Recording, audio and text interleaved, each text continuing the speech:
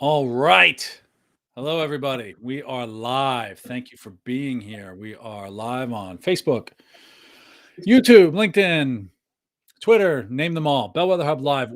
I love doing the live guests. I love doing guests on the podcast, and I love when we're able to do this kind of live thing. And I know a lot of people were excited about this interview.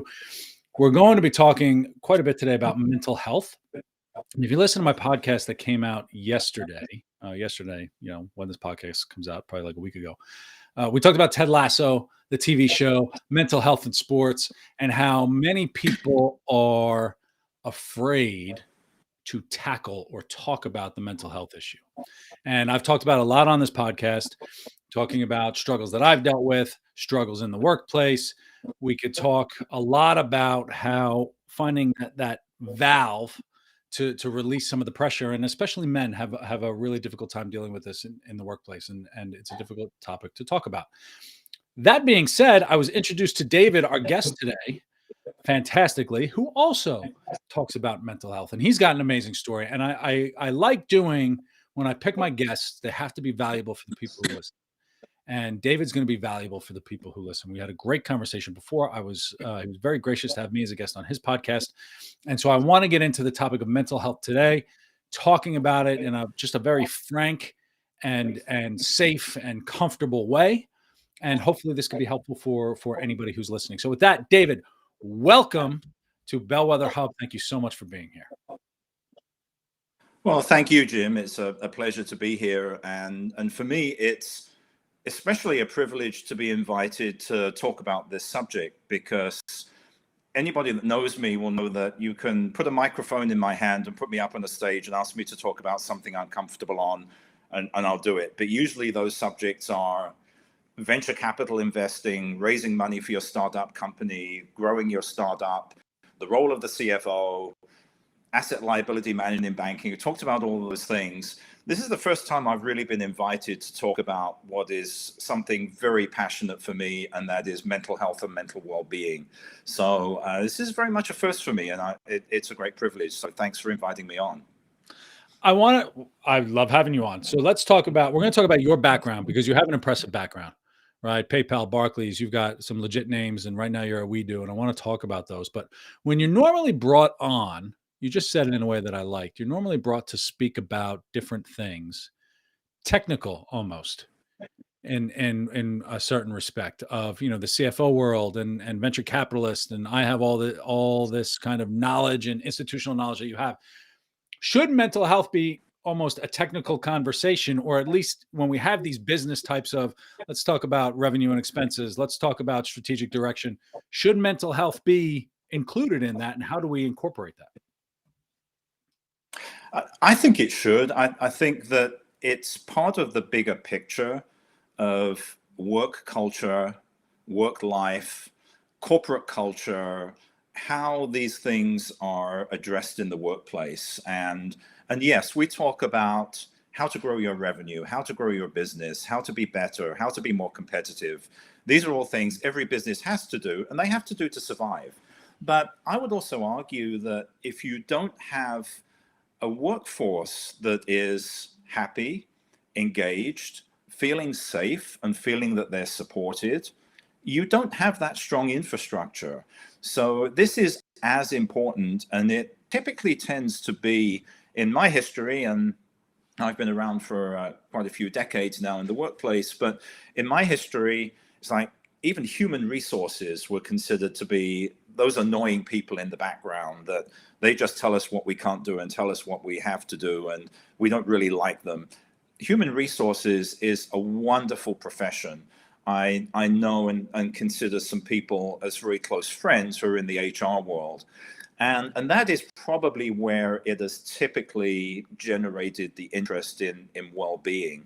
And people think of human resources as hiring, firing, benefits, but really a big part of that is employee relations and making sure that employees have a safe place to be able to speak, to be able to confide in someone, to be able to talk to their bosses. Everybody should be able to express themselves. Everybody should be able to express their concerns. And in the workplace, if you are in a division and you go to your manager and you say, Jim, Joe, whoever, Betty, whoever your manager is, I'm really concerned about profitability in the division. We're doing something wrong. This is my suggestion for making it better. You've immediately got a great ear from your boss. Somebody is going to be very receptive and say, thank you for your thoughts. Well, unless you're talking to somebody who's an egotistic narcissist, and those people do exist in the workplace, but generally speaking, a good manager will be very receptive. I would argue that for many managers, if an employee goes to them and says, I'm concerned about morale, I'm concerned about how people are feeling depressed, people are feeling demotivated, people are worried, people are uncertain, how will the boss react to that? How will management react to that? And it will be generally one of three things. It will be just ignore it, don't worry about it, everything will get better. Or it will be, okay, I need to do something about this, but I don't know what to do, so I'll kind of deflect it for the moment. Or it will be, thank you for telling me about this, I'm really concerned about it. I need to sit down with people and talk to them, hear their concerns, and hear their concerns about morale, mental well-being, how they're being treated, their balance of life, as openly as I would talk to them about something as technical as profitability or ethics or whatever it is that we would normally talk about. So yeah, I think it's hugely important, Jim, and I hope it's happening more. I fear that we're only at the beginning and there's a lot of work to be done, but that's a great opportunity for so many people. Yeah, and I like how you almost treat it as infrastructure. It's organizational infrastructure, and when we talk about corporate training, we talk about corporate development, learning development, and giving people the resources they need to have the autonomy to make good decisions, have the ability to be successful in their organization. Teaching them how to have these difficult conversations, especially from a management perspective, maybe not even from a management perspective, is extremely, extremely important. And I feel like that's where most learning and development focuses should be to be, I guess, spent on teaching that level. So talk to me a little bit about your mental health journey.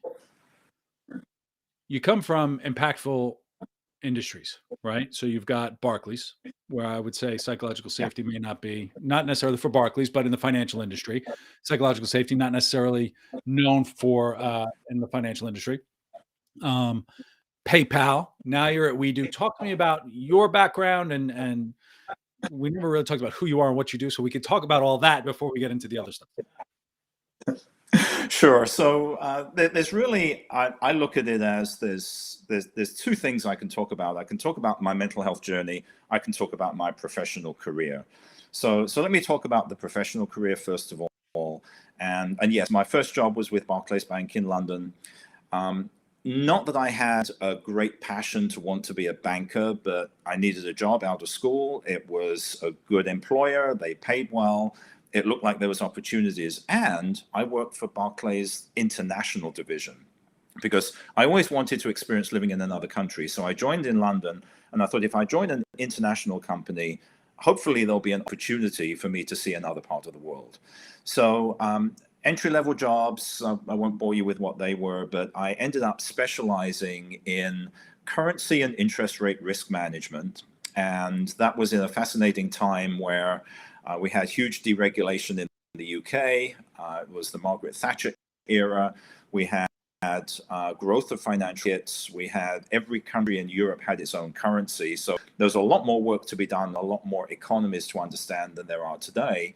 Fascinating, a huge development of derivative products that I was very fortunate to be able to grow up with, and derivatives that were used truly to be able to reduce risk, financial risk, rather than the misuse that they are associated with and have been associated with maybe in the last 20 years or so. Right. So grew fairly rapidly in that position, ended up doing advisory work for the bank's clients, mostly on currency and interest rate risk management in London and throughout Europe. And then the bank offered me, after a lot of deliberation and me asking for a posting overseas, and I was saying, look, I'm single, I can go anywhere, I can go tomorrow if you need me. They finally offered me a 2-year assignment to New York. And off I went to New York, and 2.5 decades later, I'm still in the US. So 2 years turned into 5 years in New York doing the same job. Right around year 4, I met my wife, who's a native Californian. That led to me moving to California in 1994. And after I arrived here, I first went to work for Silicon Valley Bank, which is a fabulous institution right here in Silicon Valley that provides services to startup companies, venture-backed startups. So that got me into the local banking, venture capital startup world. And right around 1999, I'd taken that job about as far as I could take it. And I kind of got bitten by this startup bug, and .com in a company's name was everything that was still relatively new. And I thought, I want to really experience this startup environment, because I want to get my hands dirty with a lot of different things. I don't want to be pigeonholed and segmented in a particular area. So I found this tiny little startup that nobody had ever heard of, called PayPal, which was in a one-room office above a hall, and was one of the early employees. And it's unusual that a company so early and so small would hire a CFO, because typically you don't need a CFO. And I come out of banking. I was the treasurer at Silicon Valley Bank. And the reason they hired me, or needed to have somebody like me, was that it was a financial services company. And so I had the great privilege to work with some amazing people at the beginning. And what I knew about programming was probably that much. And the CTO, Max Levchin, who was really developing the product, really knew nothing about finance. And so we kind of educated each other and worked with each other. He was building the product with his team of engineers, and I was building the interface with the banking system, credit card processing, and the whole financial safety, soundness, security piece behind that. And so, yeah, that was a roller coaster of a ride. Depending on the day you talk to me, it was either the best job in the world, the worst job in the world, the most stressful, the most exciting, the most motivating. I did meet incredible people, and it was a wonderful experience. So after I left there, I was actually hired by the first venture fund that was the first venture investor in PayPal, which was the venture arm of Nokia. And got to work for Nokia when they were the world leader in mobile phone technology back in the early 2000s. Was there for a few years as CFO of their venture fund. And then about the last decade or so, I've been doing very much my own thing, being the outsourced CFO to venture capital firms and startups. And about 1.5 years ago, in the middle of 2020, I got involved in WeDo. And I had, very serendipitous, I had met Indiana Gregg, who is the founder of WeDo and the creator of the product. And her and I were actually working as consultants on another company. That's how we met. And right around June of 2020, I got this call from Indy one day saying, "David, this amazing thing is happening. You have to be a part of this. I have to have you here with me." And after I think a 1-hour Zoom call, I said, "Okay, I'm in." Nice. And to chat to you about WeDo if you'd like to know the details there. But this is something which I think is a really exciting thing that's going to happen. Well, I do. So I do know about WeDo, and it is going to be cool, right? Just in talking about all that stuff. And so we'll get into WeDo in a minute, because I feel like it's going to fundamentally change the service model for independent workers, I guess you could say, freelancers and coaches and everything. So the opportunity is really big. Yeah. Talk to me a little bit. We're going back to mental health now. So you've jumped around. Barclays, Nokia, PayPal, now WeDo. Talk to me about your mental health. Was this a work-life balance thing? What were your biggest challenges? What brought you through? Talk to me a little bit about the struggles you had, because then I want to talk about tactically, the challenges individuals are facing today in terms of how to talk about it and kind of breaking down that fourth wall almost.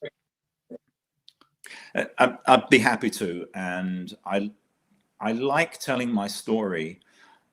It's a painful story for me in many ways, but it's good that I tell it. And for most of my lifetime, I have struggled with mental health in some way.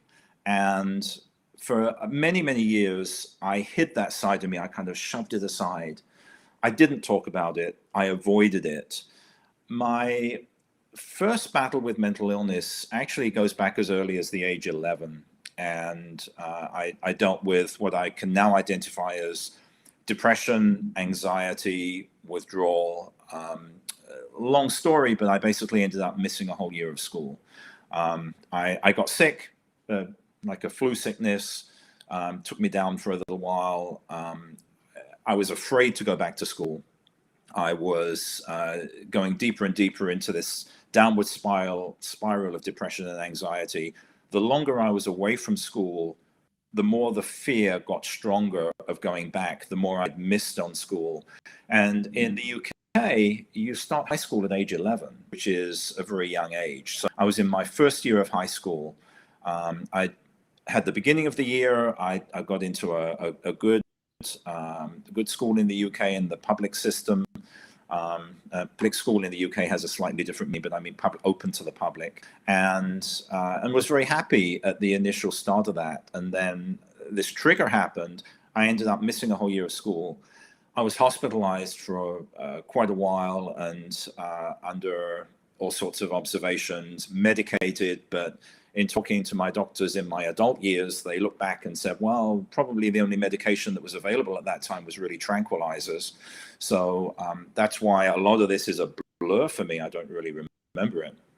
I did then get back into school, went to a school for kids with speech, was helped tremendously by some amazing teachers and an amazing head teacher that helped me a lot and got me back into mainstream life. And I was able to then progress into normal studies, catch up, work hard, get into college to study economics, and then into the workforce.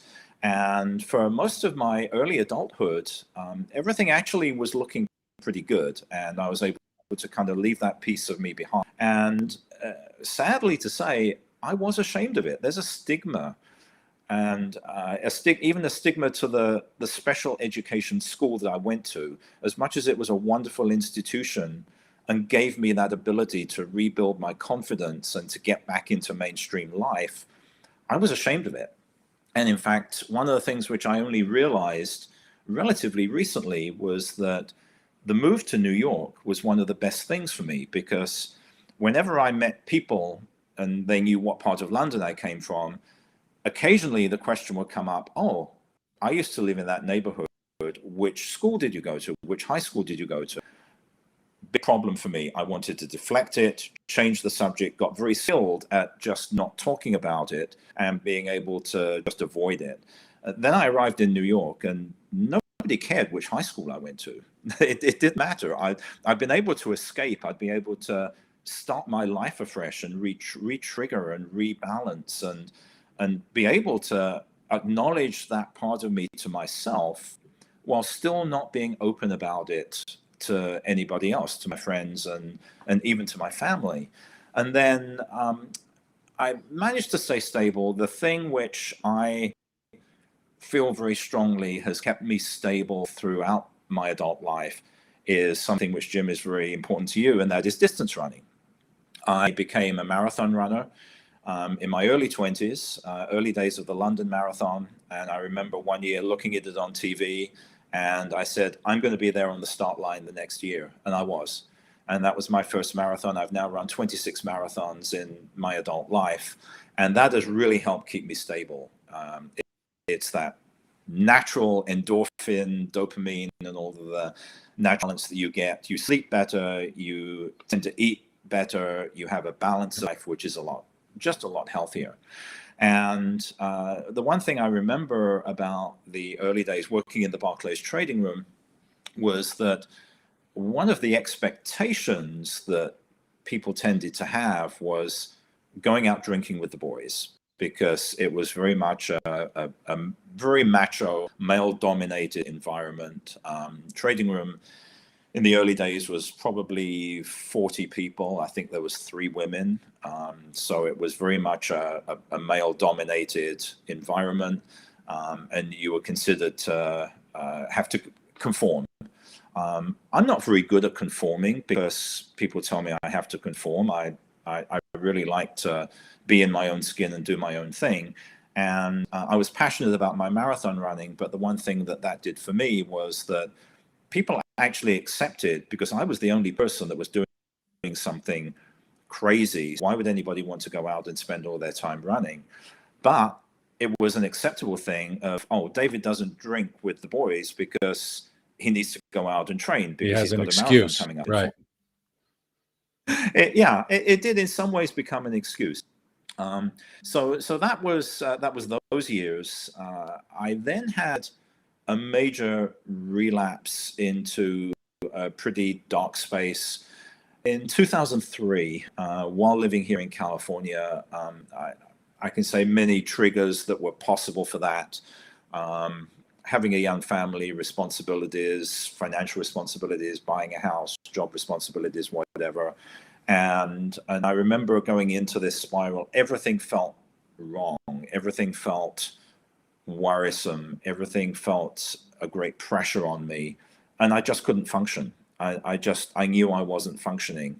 And one of the telltale signs, I went out one day to buy light bulbs, and I came home with light bulbs, and my wife said to me, "Why did you buy light bulbs?" I said, "Because we need light bulbs." And she took me to the cupboard and showed me 4 bags of light bulbs that I'd previously bought. I was in that kind of state of mind where I was just going through the motions of day-to-day life, but nothing really was connected. And on one particular afternoon, I remember I was at, that's when I was working for the Nokia fund, which had rebranded a little at that point. And I left the office and I went to a local park and basically had an emotional breakdown in the park. And went back to the office, kind of tried to pick up the day again. And that's when I said, help. I just need to get some help. Had actually started seeing a therapist, got referred to a psychiatrist, and in actual fact, my psychiatrist just retired a few months ago after working with him for 18 years. So it's a little bit of a feeling of loss, because it's nice to have that person that you trust. Mm-hmm. And I got myself onto a course of medication, talk therapy, medication, back into exercise and running, and was able to get my life back on track again. But the skill that I learned from it was what my psychiatrist taught me is self-monitoring. Sometimes you're having a bad day. We all have bad days. You feel bad. You feel that things are not going well because there's a reason for it. Somebody at work, something that upset you. Your kid is sick and you're worried about them. Something like that. It's very rational, very logical. And when something is wrong and you feel sad and you feel depressed, there's a reason for it and you can understand it. But what I learned was that true depression and mental illness is feeling sad when everything is right.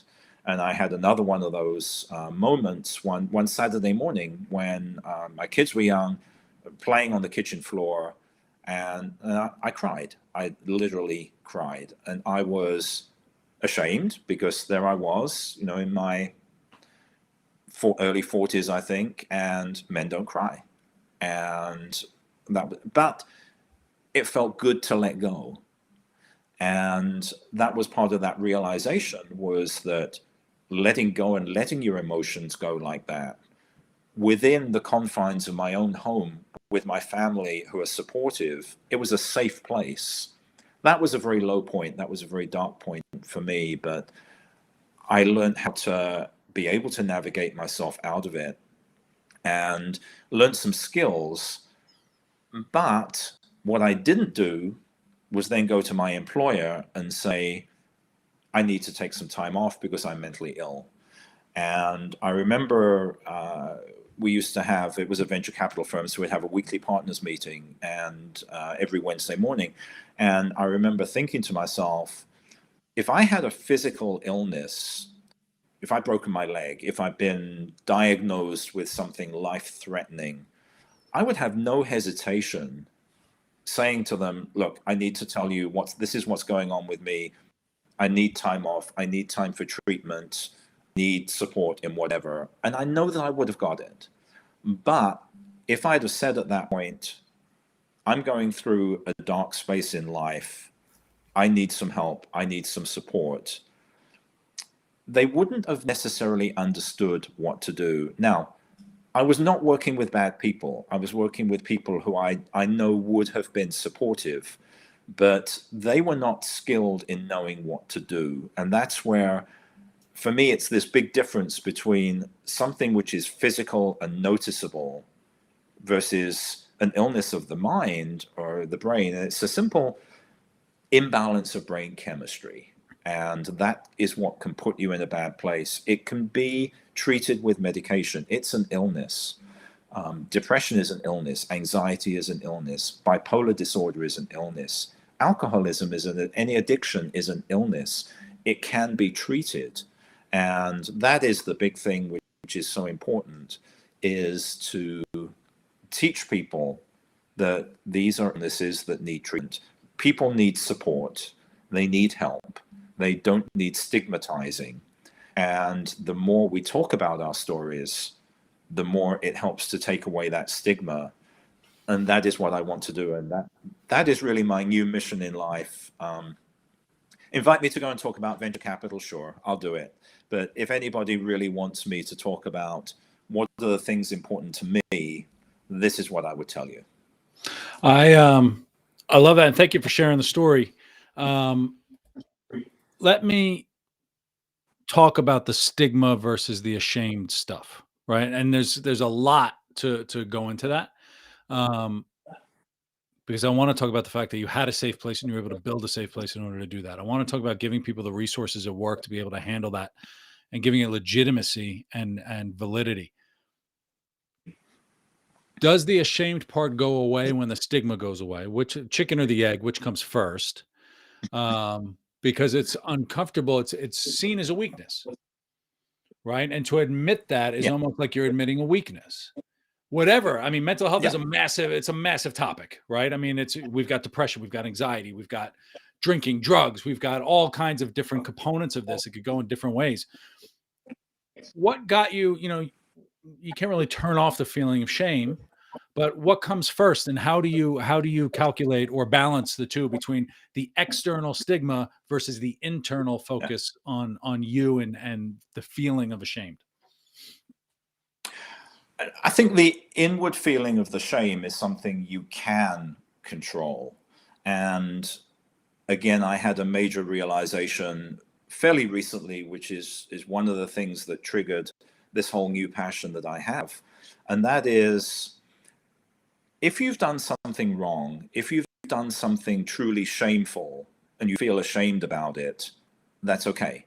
If I've caused somebody some deliberate harm, if I've been an absolute jerk, if I've been uncontrollably rude to somebody, insulted somebody, and then realized I shouldn't have done that, that's something to be ashamed of. Mm-hmm.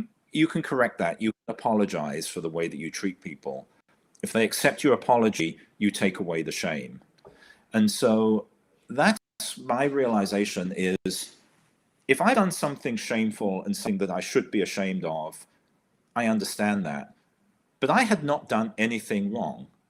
I did not ask to be born with a tendency for mental illness. And I don't consider that my mental illness is particularly bad. I think compared to what I've heard other people's stories, mine has been very controllable, and I've been very lucky that I've not had the depth of some of the really bad stuff that some other people have dealt with. But I still felt ashamed. But I had done nothing wrong. I'd done nothing deliberately wrong. So if you tell yourself, I have done nothing to be ashamed of, this is something I didn't ask for.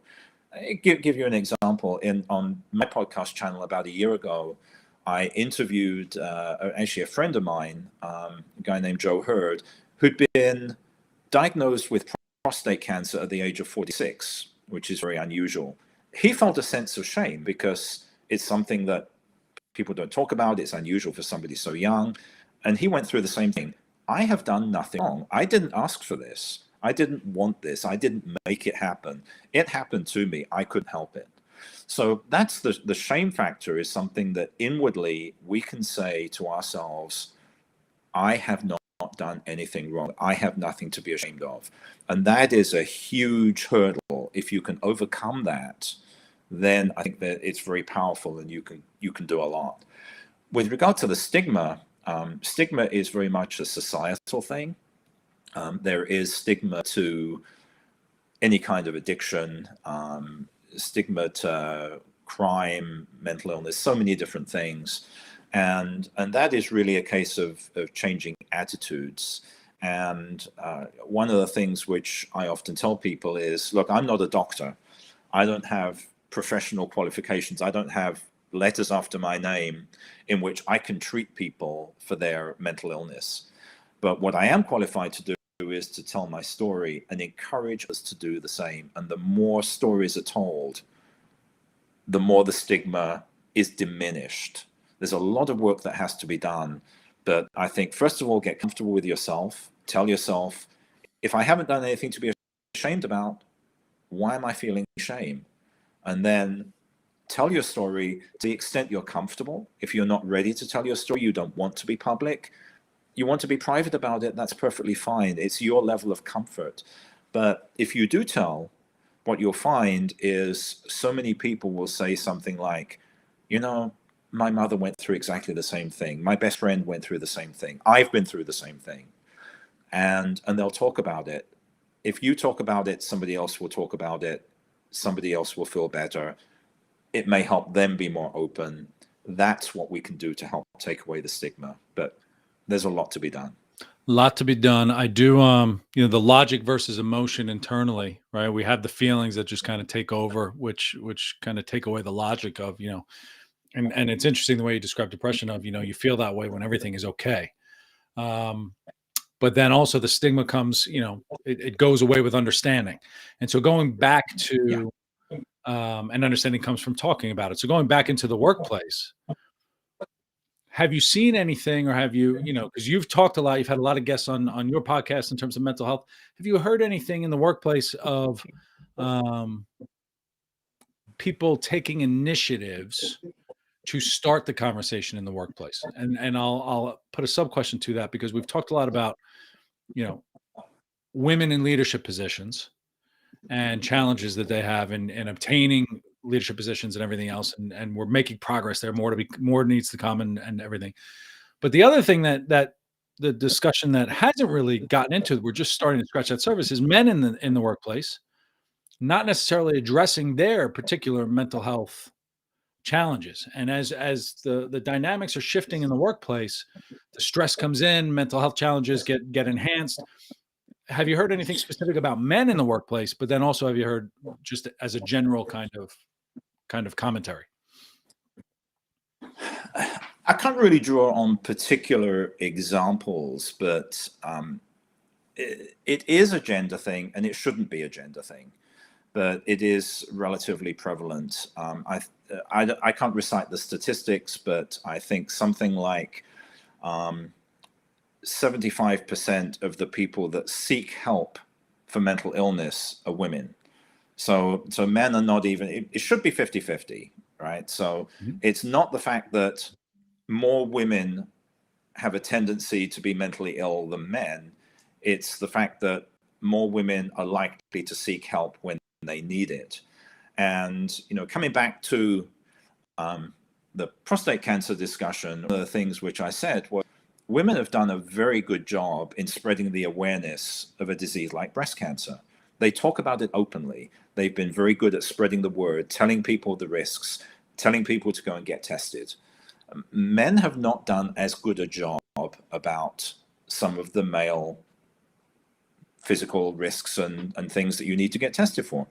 We don't talk about it. Why don't we talk about it? It's a little embarrassing, and we wonder if people are going to judge us.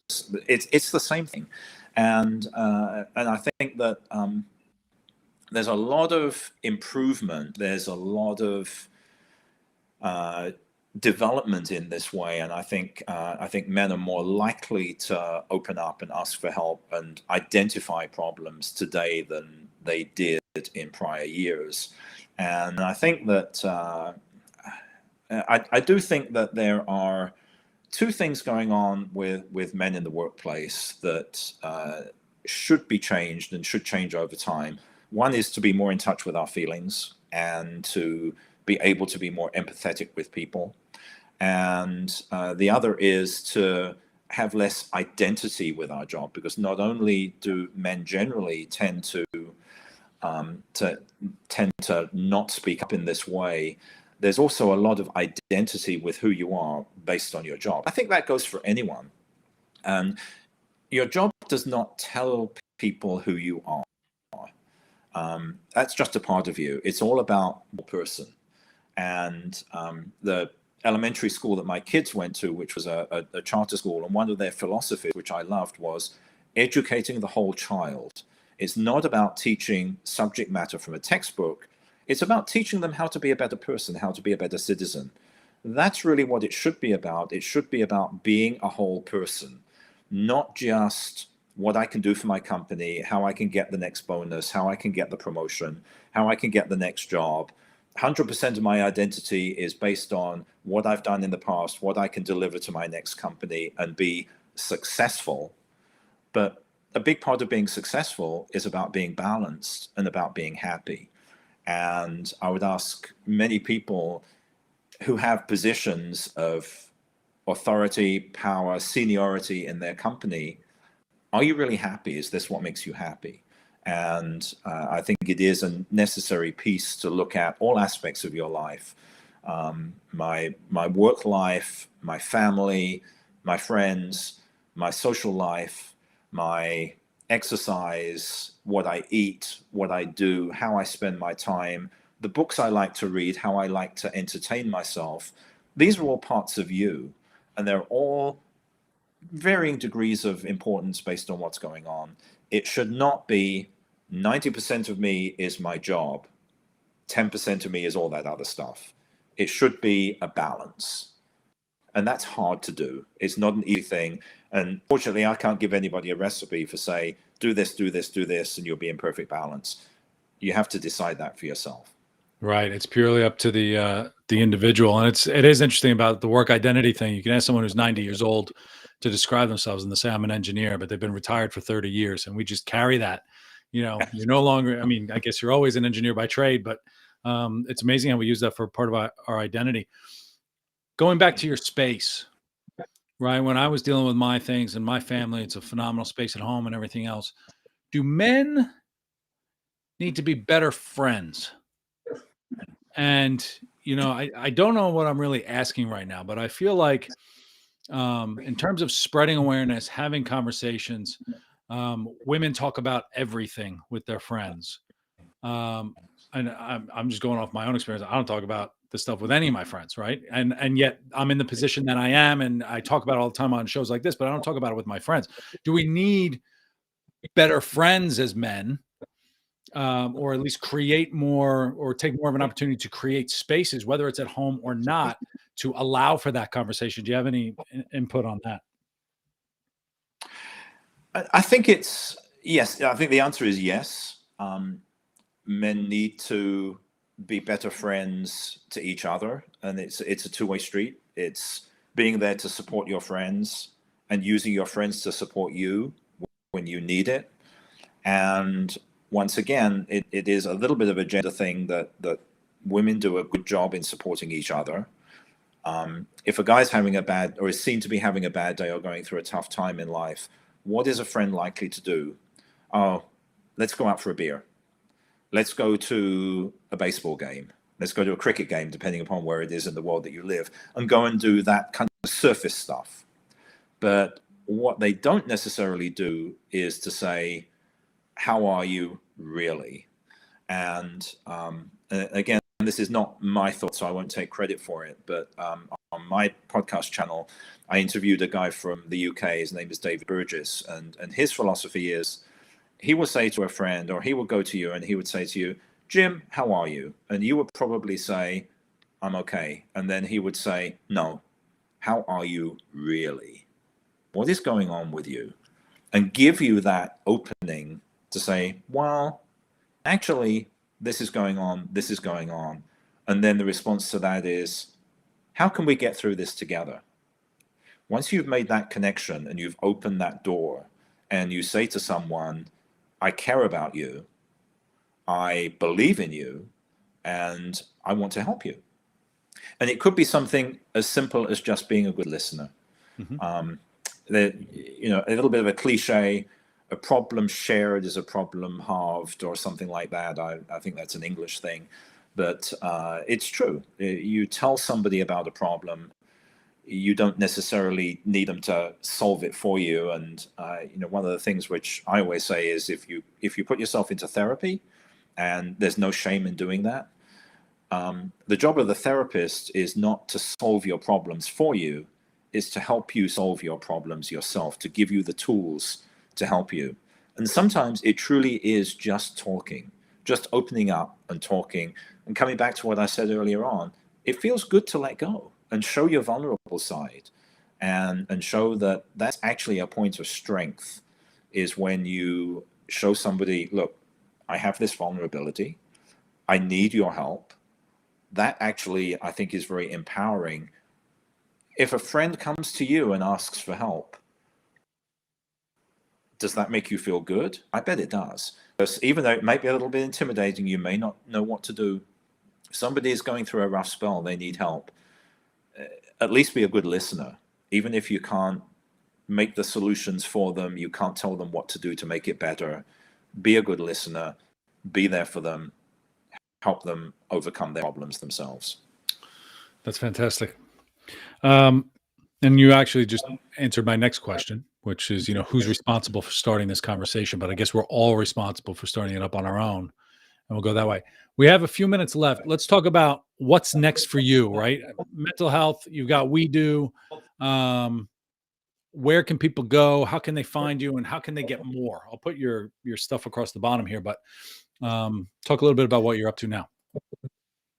Sure. So, as much as I do not recommend to anybody that you put your entire identity into your job or what you're doing, an increasing part of my identity is with We Do. And as you kind of mentioned earlier on, just a brief summary of what We Do is about. It is going to be a new app that is going to support the world of freelancers.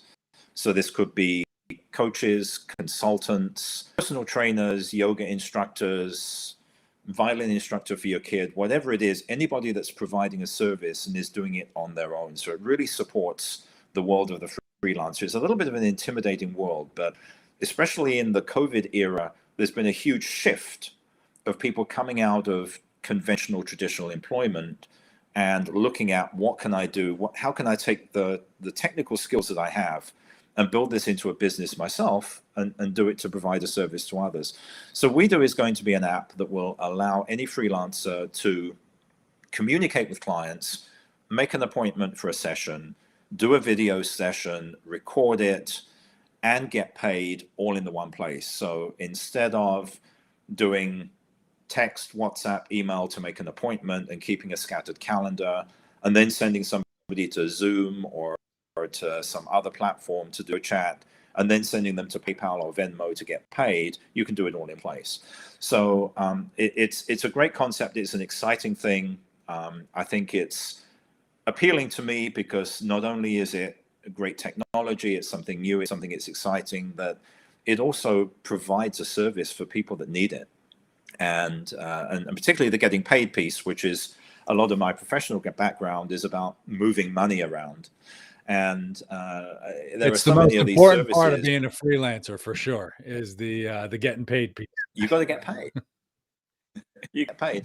This will help people get paid instantly, quickly, efficiently, and so that's why I believe in it. And it really does support people being the best version of themselves and their well-being. And so, almost by coincidence, I decided a couple of years ago that I wanted to be an advocate for mental health, and wasn't really quite sure how to do it, and had done a few things, dabbled in a few things. And then when I connected with We Do and became part of the founding team, one of the things which we were starting to do was to build a library of blogs and podcasts. And I was actually one of the very first interviewees to be interviewed on the podcast channel.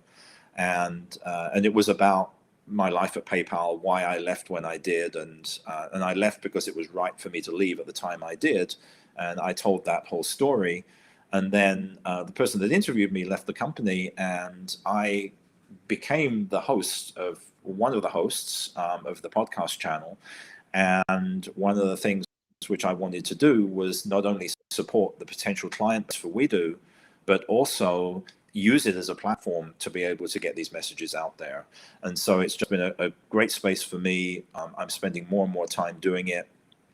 For the podcasts that I do, I choose not to get paid. I'm not in it for the money. I don't get paid per number of clicks on the YouTube channel or anything like that. I'm not in it for that. I'm in it to be able to spread the word and to tell people it's okay to open up, it's a talk, show your vulnerable side. It's a position of strength if you do that. So that's what I want to be doing for the next few years. It's a wonderful thing, and it's a good cause. It's going to help a lot of people. David, thank you so much for joining. This is it takes a lot to share a good story, and it's and especially your story, right? It's emotional and it's big, and but when you do it, like you said, when you share it, it's going to be helpful for somebody else. So we really appreciate you sharing that with us today. So thank you. My pleasure. Everyone, bellwetherhub.com, come by. I've got a nice little write-up on David. All his contact info, learn more about We Do, learn more about his YouTube channel, his Spotify, all that good stuff is going to be on bellwetherhub.com. Thank you as always for joining, and I look forward to seeing everyone out there soon. Thanks.